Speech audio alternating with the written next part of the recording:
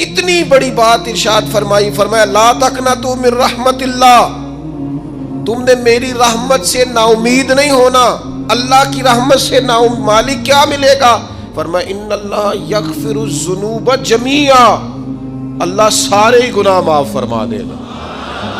تو جن لوگوں کو اللہ کی رحمت پر نبی کریم علیہ السلام تشریف فرما ہے، امام غزالی نے لکھا ایک بدو آ گیا، دیہاتی سادہ آدمی، سادے بندے بھی سادے ہوتے ہیں، ان کا بھی اپنا طرز زندگی ہوتا ہے، تو بدو آ گیا، سادہ آدمی تھا، آتے ہی السلام علیکم لے کے نا تو کوئی بات ہی نہیں کی، سیدھا سیدھا ہی کہتا یا رسول اللہ صلی اللہ علیہ وسلم یہ بتائیں قیامت کے دن حساب کس نے لینا ہے؟ حضور فرمانے لگے بھائی یہ تو بڑی صاف سی اور مختصر سی اور سادہ سی بات ہے، حساب تو اللہ تعالیٰ نے لینا ہے۔ اب اس نے جو لفظ کہے اللہ کے حبیب کی آنکھوں میں آنسو آ گئے، کہنے لگے اگر اللہ نے حساب لینا ہے پھر انشاءاللہ کرم ہی ہوگا۔ تو حضور فرمانے لگے تمہیں یہ امید کس طرح ہے؟ تو عرض کرنے لگے یا رسول اللہ کریم جب غالب آتا ہے تو معاف ہی کرتا ہے، جب کریم کا غلبہ ہوتا ہے نا، کریم بندہ جب کسی پہ قبضہ کر لے تو پھر معاف کرتا ہے، تو اللہ تو سب سے بڑا مہربان ہے۔ وہ بات کی اور اگلا جملہ ہی کوئی نہیں کہا، وہ چلے گئے۔ تو حضور علیہ السلام نے اب اس بات پر رزلٹ دیا، فرمانے لگے کریم محبوب بندہ سادہ تھا، بات بہت بڑی کر گیا ہے، بڑی بات کر گیا، سادہ آدمی۔ میرے عزیز، اللہ کی رحمت پر جن لوگوں کو امید ہو، انہیں موت سے ڈر اور پھر جن کو محبوب کی ملاقات کا شوق ہو نا،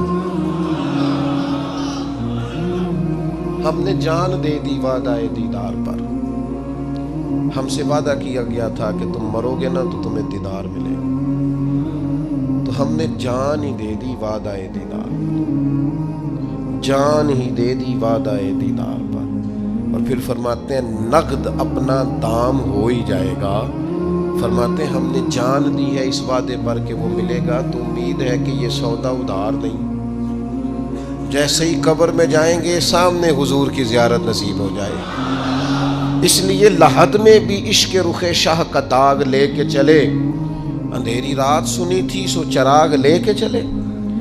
یہ حدیث آپ نے بھولنی نہیں، یہ تنہائیوں میں یاد رکھنے کی روایت ہے، یہ تنہائیوں میں پڑھنے کی روایت ہے۔ یہ اپنے ذوق کو تازہ، جو لوگ کہتے ہیں نا وجد سرور کیف میں جانا چاہتا ہوں، وہ مشکات شریف کی اس حدیث کو دیکھے۔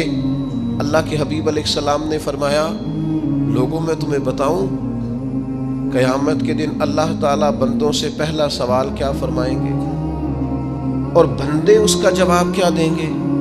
یا رسول اللہ کرم فرمائیے بتائیے۔ تو کریم فرمانے لگے اللہ تعالیٰ قیامت کے دن بندوں سے سب سے پہلا سوال، اگرچہ بعض اور احادیث میں اور سوالات بھی آئے ہیں قیامت میں جو سب سے پہلے ہوں گے، لیکن اس حدیث میں یہ والا سوال حضور نے بیان فرمایا۔ حضور فرمانے لگے اللہ قیامت کے دن اپنے بندوں سے سب سے پہلا سوال یہ فرمائے گا کیا تم میری ملاقات کو پسند کرتے تھے؟ اوئے ہوئے ہوئے، کیا تمہارا ملنے کو جی چاہتا تھا؟ کبھی اے حقیقت منتظر نظر آ نہ لباس مجاز۔ اقبال کہتے ہیں تیرے کرم اتنے ہیں دل کرتا ہے تجھے دیکھیں، کبھی کبھی اے حقیقت منتظر نظر آ نہ لباس مجاز میں، لاکھوں سجدے تڑپ رہے ہیں میری جبین نیاز میں، تمہارا دل کرتا تھا مجھ سے ملنے کو؟ حضور فرماتے بندے عرض کریں گے مالک بڑا دل کرتا تھا۔ تو پھر اللہ فرمائیں گے یہ گفتگو کی معنویت تو دیکھو یار، اس کا حسن تو دیکھو۔ اللہ پھر پوچھیں گے کیوں دل کرتا تھا تمہارا؟ دل کرتا تھا تو کیوں کرتا تھا؟ عرض کریں گے مالک اس لیے کہ ہمیں امید تھی کہ تو معاف بھی کر دے گا، رحمت بھی فرمائے گا، اس معافی کی امید پر دل کرتا تھا تو ملے۔ حضور فرماتے ہیں پھر رب فرمائے گا مجھ پر واجب ہے، میں نے اپنے کرم سے واجب کر لیا ہے کہ آج تمہیں جنت عطا کروں گا۔ یہ جو ملاقات ہے نا، ملاقات کہ وہ ملیں گے، ان سے ملاقات ہوگی۔ عمر بیت گئی نا نام جپتے، عمر بیت گئی نا تذکرہ کرتے، ہم سے بھی لوگ پوچھتے ہیں کیا کمائی کی، کیا زندگی میں حاصل کیا، تو ہم کہتے ہیں شرق سے غرب تک ملک کے ایک کونے سے لے کر دوسرے کونے تک مدینے والے کی بات کی، حضور کا ذکر کیا ہے۔ نبی پاک کے میں اپنی حیاتی تو قربان تھی، وہاں ساری محمد محمد پکیندے گزر گئی ساری۔ یہ اعزاز ہے، یہ کرم ہے۔ اب کیا ہوتا ہے، گناہگار لوگ ہیں، اتنا بڑا دعویٰ تو نہیں کر سکتے، لیکن دل تو چاہتا ہے نا کہ چلو جس کا نام لیا ہے اس کی کبھی زیارت بھی ہو، کبھی ملاقات بھی ہو، کبھی نظر کرم بھی ہو۔ کسی نے اپنے محبوب سے کہا تھا کہ ذرا ایک نظر مجھ پہ بھی کیجئے، تو قریب بیٹھے ایک شخص نے کہا یار تو نے بڑا دعویٰ کیا ہے، جو محبوب ہوتے ہیں ان کو تکلیف نہیں دی جاتی، تو کہتا ہے پورا چہرہ ہی تیری طرف پھیرے۔ تو پھر اس نے اس درویش سے پوچھا کہ میں بھلا پھر کیا کروں، میرا دل تو میرا بھی کرتا ہے نا۔ چلو یہ تو آپ کی بات ٹھیک ہے کہ اب میں محبوب سے کہوں کہ اتنی تکلیف کرے کہ میری طرف پورا رخ پھیرے تو ٹھیک نہیں، تو پھر بتائیں میں کیا کروں؟ تو اس نے کہا ان راہوں میں کھڑا ہو جا جن راہوں کی طرف وہ کریم دیکھتا ہے۔ چلو اسی با کردار کو دیکھتے دیکھتے بیچ میں تیرے اوپر بھی نظر، مجھ پہ محشر میں نصیر ان کی نظر پڑ ہی گئی، مجھ پہ محشر میں نصیر ان کی نظر۔ اوئے ہوئے، اللہ کرے آپ کو بھی وہ لطف آئے جو مجھے آ رہا۔ کہتے مجھ پہ محشر میں نصیر ان کی نظر، یہ انتہائی عاجزی ہے کہنے والے کی۔ اس نے بالکل اپنے آپ کو ختم کر کے کہا کہ میں قابل تو نہیں تھا، اور میں پھر تکلیف دیتا کہ میری طرف دیکھیں، اسپیشل میرے لیے وقت نکالیں۔ پر کرم یہ ہوا کہ مجھ پہ محشر میں نصیر ان کی نظر پڑ ہی گئی۔ کہنے والے اسے کہتے ہیں خدا کا کرنا، کہنے والے اسے کہتے ہیں خدا کا کرنا۔ اللہ نے کیا کہ نظر مجھ پر پڑ ہی گئی، اور جب پھر پڑ گئی تو تیری ایک نظر کا کمال ہے اور میری زندگی کا سوال ہے۔ بس جب پڑ گئی تو سو پھر پڑ گئی۔ موت سے وہ بندہ کبھی نہیں ڈرتا جسے ملاقات کا شوق ہو۔ ملنا چاہے داتا علی اجویری سے اور موت سے ڈرے، ملنا چاہے حضرت غوث پاک جیلانی سے اور پھر موت سے ڈرے۔ زندگی گزری ہو علی علی کرتے پھر موت سے ڈرے۔ عمر بھر سیدنا عثمان غنی کی سخاوت کی بات کی ہو اور پھر جنت میں جا کے ان سے ملنے کا شوق پیدا نہ کرے۔ ساری زندگی سیدنا فاروق کا عدل بیان کیا ہو، ساری زندگی ان کے انصاف کا تذکرہ کیا ہو، پوری امت کو بتایا ہو کہ اگر جینا چاہتے ہو تو عمر کے رستوں پر چلو، اور پھر یہ موت سے ڈرے اور مر کے جناب فاروق اعظم کی زیارت کو پسند نہ کرے۔ جسے صدیق کی وفائیں یاد ہو، جنہیں جناب ابو بکر صدیق کا عشق یاد ہو، وہ پھر ان کی زیارت نہ کرنا چاہے اور ساری عمر حضور کی نعت پڑھی ہو۔ مانا نہیں آتا تھا پھر بھی کہا بلغ العلا بکمالہ کشف الدجا بجمالہ حسنت جمیع خصالہ صلو علیہ والہ سے نہیں ترجمہ آتا تھا، پر جب بھی کو پڑھتا تھا یہ بھی جھومتا تھا مولا یا صلی وسلم دائماً۔ میں آپ کو بتاتا ہوں، توتلا آدمی، توتلا اور دیوانہ مجذوب بیچارہ، سمجھ نہیں، توتلا بولنا بھی ٹھیک نہیں آتا۔ مجھے نماز کا سلام پھرا تو وہ جلدی آ گئے، وہ ایک مجذوب آدمی تھے، سادے تھے، تو سلام لی تو کہنے لگے میں گل کرنی سی۔ تو میں نے ان سے کہا کہ تھوڑی دیر کے بعد ملتے ہیں۔ سادہ آدمی ہے، اللہ مجھے معاف کرے، میں کوئی نقل تو نہیں ان کی اتار سکتا۔ اس زبان کو ہم توتلی نہیں کہتے، ہم اس زبان کو بلالی زبان کہتے ہیں۔ یہ بڑی خوبصورت زبان ہوتی ہے۔ یہ جو توتلے لب و لہجے ہوتے ہیں نا، وہ جب بچہ پوری طور پہ اماں نہیں کہہ سکتا، توتلا ہوتا ہے، تو کوئی مزہ آتا ہے اماں کو اماں کہلوانے میں۔ جب وہ پوری طور پر باپ کو بابا نہیں کہہ سکتا اور توتلا ہوتا ہے تو کوئی مزہ آتا ہے کہنے میں۔ وہ جب دادی نانی دادا کہتا ہے تو دادے کا دل کرتا ہے یہ 100 بار کہے، چونکہ اسے کہنا نہیں نہ آتا، لیکن اس توتلاہٹ میں جو اس کو لطف آتا ہے۔ مجھے بڑے لوگ آ کے شعر سناتے ہیں، میں نے بڑے خوشگلو نعت خوانوں سے زندگی میں سنا ہے۔ وہ صاحب میرے پاس آئے اور میں نے کہا بعد میں ملیں گے، تو سادہ آدمی ہے، مجذوب ہے، پورا شعور نہیں رکھتا۔ مجھے کہنے لگا مصطفیٰ جان رحمت کے بعد، مصطفیٰ جان رحمت پہ لاکھوں سلام کے بعد، یعنی معنی یہ تھا کہ سلام کے بعد۔ تو اب بڑے بڑے سریلے بندوں سے بھی بندہ سنتا ہے میرا دل کرے، اور میں نے جان بوجھ کے ان سے کہا اے دوبارہ کیا جائے ذرا، کیونکہ توتلے تھے نا. میں نے کہا تو کہنے لگے مصطفیٰ جان رحمت پہ لاکھوں سلام کے بعد او میرے عزیز یاد رکھو ساری زندگی حضور کی نعتیں پڑھی، نبی پاک کے تذکرے سنے، اب موت سے ڈر جائیں؟ حالانکہ موت تو ایک پل ہے، پل سے گزریں گے تو سامنے اللہ کا دیدار بھی ہوگا، مدینے والے کی زیارت بھی نصیب ہوگی. تو زیارت ہوگی اور ہر نظر کانپ اٹھے کہ محشر کے دن خوف سے ہر کلیجہ دہل جائے گا، اوڑھ کر کالا جبہ وہ آ جائیں گے اور سارے محشر کا نقشہ بدل جائے گا. یہ موت کا خوف نکالنے والی چیزیں ہیں، ڈر. اچھا مجھے ایک بات بتائیں، یہ میں امید کی بات کرنے لگا ہوں، چلیں اب یہ بات تو مشکل ہے پر کرنی پڑے گی، مجبوری ہے. کبھی کبھی ابا جی سے مار بھی پڑ جاتی ہے بندے کو، گھر میں کوئی 2-4 لگ بھی جاتی ہیں، تو اس وقت نا جو سب سے بڑا سہارا کسی کو نصیب ہوتا ہے وہ یہ ہوتا ہے کہ اللہ کرے اماں گھر میں موجود ہو. اور میں نے دیہاتوں میں کئی مائیں ایسی دیکھی ہیں جو بیٹے کے حصوں کی مار کھاتی ہیں. ابا نے ڈنڈا لے لیا ہے بیٹے کی غلطی پہ، اب اماں بیچاری سامنے ہو گئی ہے، 2-4 اس نے بھی کھا لی. یہ بات آپ سمجھیں، موت کا خوف نکالنے کے مفہوم میں بات عرض کر رہا ہوں. اماں موجود ہو نا گھر میں تو ابا سختی بھی کرنے لگے تو کسی وقت احساس ہوتا ہے کہ جناب یہ سختی نہیں ہوگی کیونکہ میری اماں، اور اماں پوری وکیل بن جاتی ہے، کہنی تو نہیں پتا وہ ہو گئی غلطی، وہ فلانے دے منڈے نے خراب کیتا ہے، حالانکہ ہو سکتا ہے اس نے اس کو بھی خراب کیا ہو، لیکن وہ اماں وکیل ہے، وہ وکالت کر رہی ہے اور وہ بے لوث کر رہی ہے. ہوتا ہے ایسے، اس بات کو سمجھ لے اچھے طور پر. موت کا خوف نہیں، ڈر نہیں، اس لیے کہ گھر میں ماں موجود ہو تو باپ کا ڈر نہیں ہوتا. تو قبر حشر میں تو رسول کریم موجود ہے، وہاں تو نبی کریم موجود ہے، وہاں تو اللہ کریم اپنی رحمت فرمائے گا بندوں پر. اس لیے خوف نہیں، پینک نہیں، اپنی غلطیوں کا احساس ضرور کریں، اپنے اعمال پر توجہ ضرور دیں، لیکن موت کے خوف تلے دبتے نہ جائیں. انشاءاللہ صبح قیامت کرم ہوگا. میرے نبی پاک علیہ الصلوۃ والسلام نے تو فرمایا ہے بس ہم نے ایمان کامل لے کے جانا ہے دنیا میں. حضور نے فرمایا ہے جس طرح 14ویں رات کا چاند چمکتا ہے اس طرح میرے غلاموں کے چہرے چمکیں گے قیامت کو.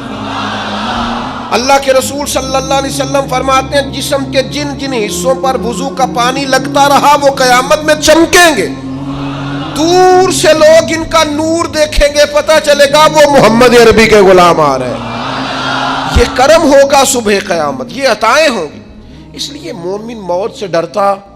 سیدنا بلال حبشی رضی اللہ تعالیٰ عنہ، آخری وقت ہے، نزع کا عالم طاری ہے، اور یہ گفتگو دیکھیں غلاموں کی. آپ کی اہلیہ رو پڑی، کہنے لگی ہائے ہائے افسوس. حضرت بلال فرمانے لگے کیا ہوا؟ کہنے لگی افسوس ہے کہ آپ دنیا سے جا رہے ہیں. تو حضرت بلال نے مضمون ہی بدل دیا، سوچ کا زاویہ ہی بدل دیا. فرمانے لگے یہ افسوس کا مقام نہیں، یہ تو خوشی کا مقام ہے. اس لیے کہ میری آج آنکھیں بند ہوں گی، قبر میں کھلیں گی، مدینے والے محبوب سے بھی ملوں گا، حضور کے غلاموں سے بھی ملوں گا صلی اللہ تعالی علیہ وسلم. تو موت تو مقام مسرت ہے، اور اگر یہ مل جائے زندگی میں. ایک بدو ایمان لے آئے، ابن ماجہ میں موجود ہے. حضرت ابو ہریرہ رضی اللہ تعالیٰ عنہ حدیث کے راوی ہیں، فرماتے ہیں ایک بدو ایمان لائے اور انہوں نے حضور علیہ السلام کے ساتھ ہجرت بھی کی. ابن ماجہ میں موجود ہے. تو نبی پاک علیہ السلام نے نا انہیں ایک صحابی کے ساتھ کر دیا. اب ان کے کام کاج میں مصروف ہو گئے ان کے ساتھ. تو حضور علیہ السلام نے نا ایک جگہ سے مال غنیمت آیا. تو طریقہ مبارکہ یہ تھا کہ مال غنیمت میں سب کو حصہ دیا جاتا تھا. اگرچہ وہ جہاد پہ نہیں گئے لیکن حضور نے انہیں بھی حصہ دیا. تو وہ صحابی تو رو پڑے، عرض کرنے لگے حضور میں اس کے لیے تو ایمان نہیں لایا تھا. حضور نے فرمایا پھر بتائیے، گرچہ حضور جانتے ہیں کس لیے لائے تھے. عرض کی حضور میں تو اس لیے ایمان لایا تھا کہ میں رب کی راہ میں لڑوں گا اور میں اپنی جان پیش کروں گا. میں شہادت کے لیے ایمان لایا تھا، مجھے یہ مال دولت نہیں چاہیے. تھوڑی ہی دیر گزری کہ ایک اور مارکے کا اعلان ہو گیا، جنگ کا اعلان ہو گیا. حضور نے فرمایا چلو. وہ گئے اور چند ہی لمحے گزرے کہ وہ میدان میں اترے اور پھر شہید ہو گئے. صحابہ کرام ان کی مقدس لاش مبارک کو اٹھا کے محبوب کے قدموں میں لائے تو نبی کریم نے کیا خوبصورت بات ارشاد فرمائی. حضور فرمانے لگے دیکھو اس نے اللہ کی تصدیق کی ہے تو رب نے بھی اس کی تصدیق فرما دی. اور پھر یہ دو جملے محبوب کہتے کہتے اٹھے اور پھر حضور نے اپنا جبہ مبارک اتارا اور اتار کے فرمایا اس بندے کو نہ اس جبے میں کفن دے دو, اس میں اسے کفن دو, اس لیے کہ تو شہادت کے لیے ایمان لایا, موت کی آنکھوں میں آنکھیں ڈال کے جیا, اپنی زندگی کمزور نہ گزاری. مسلمانوں پہ کافر کا رعب طاری ہو گیا ہے. ایک تو ہوتا ہے نا کہ کوئی مدد کرنا, کوئی آگے بڑھنا, فلسطین کا نام تک نہیں لے رہے حکمران زبان سے, ذکر تک نہیں کر رہے, چینل ذکر نہیں کر رہے. اتنا رعب, اتنا کفر کا خوف, صرف اس لیے کہ ہمیں موت کا ڈر ہے. مر جائیں گے تو بستر پہ نہیں مریں گے, بیماریوں سے نہیں مر جاتے لوگ. خدا کے بندو اپنی زندگی میں اتنا خوف اگر موت کا پیدا کر لو گے. حضرت سعید ابن جبیر رضی اللہ تعالیٰ عنہ بہت بڑے فقیہ تھے. حجاج بن یوسف نے بلایا اور کہنے لگا میں تمہیں موت دینے لگا ہوں, مار دوں گا تمہیں.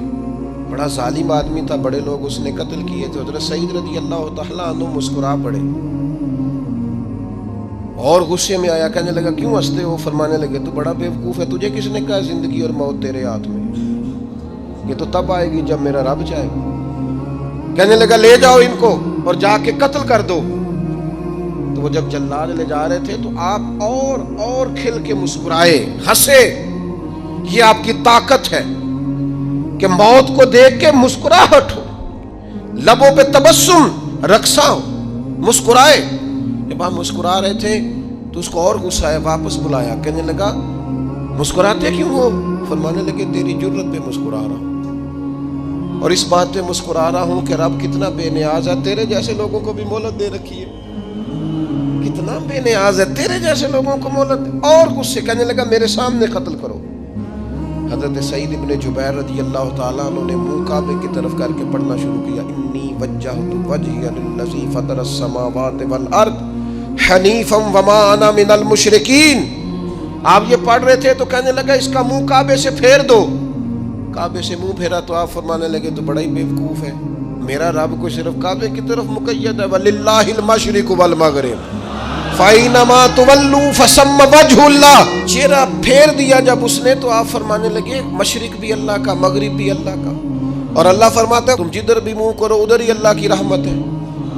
یہ پڑھا تو اب اس نے لٹایا, اور جب وہ آپ کو قتل کر رہا تھا تو حضرت سعید ابن جبیر کی ایک زوردار آواز گونجی. فرمایا یاد رکھنا مجھے اسی طرح قتل کرنا جس طرح تم خود قیامت میں قتل ہونا پسند کرتے ہو.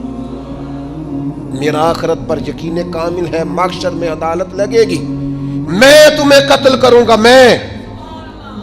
حضرت سعید ابن جبیر کی وہ جرت تھی کہ دربار سارا لرز گیا حجاج کا. حضرت سعید ابن جبیر رضی اللہ تعالیٰ عنہ کہنے لگے اللہ اسے میرے بعد کسی پر مسلط نہ کرنا, میرا قتل آخری ہو, میرے بعد نہ ہو. ڈر گئے لوگ, سہم گئے. اور وہ جو جلاد آپ کو قتل کر رہا تھا اس کے بھی ہاتھ کانپ رہے تھے. اتنی جرت, موت کا ایک منٹ کے لیے خوف نہیں. حضرت سعید ابن جبیر رضی اللہ تعالیٰ عنہ شہید ہو گئے تو اتنا خون نکلا, اتنا خون نکلا, اتنا خون نکلا, خون بند ہی نہیں ہو رہا. ایک طبیب بیٹھا تھا, ہانپتے کانپتے ڈرے ہوئے سہمے ہوئے. حجاج کہنے لگا اسے اتنا خون؟ تو کہنے لگا بادشاہ میں نے سالوں مریض دیکھے ہیں, اس کو پتہ چل جائے نا مرنے والا ہوں وہ تو اتنا خوف میں آتا ہے, پہلے ہی اس کا سارا خون جم جاتا ہے اور سکڑ جاتا ہے اور اس کا خون جل جاتا ہے. یہ جو بندہ تم نے شہید کیا ہے نا اس میں ایک رتی برابر بھی موت کا خوف نہیں. موت کے خوف سے بے نیاز تھا, اتنا خون نکلا. حضرت سعید ابن جبیر شہید ہوئے اسی دن حجاج کے پیٹ میں درد شروع ہوا. صرف 15 دن حجاج بعد میں زندہ رہا ہے, 15 دن. اور ساری رات تڑپتا تھا, کہتا تھا مجھے خواب میں آ کے پیروں سے گھسیٹتے. حضرت سعید ابن جبیر چلاتا تڑپتا 15 دنوں کے اندر. طبیبوں نے کہا تیرا جو مرض ہے یہ کوئی آسمانی عذاب ہے. میرے عزیز موت سے ڈرے نہیں بلکہ جو ظالم ہو ان کو ڈرا دیں, یہ مومن کی شان ہے.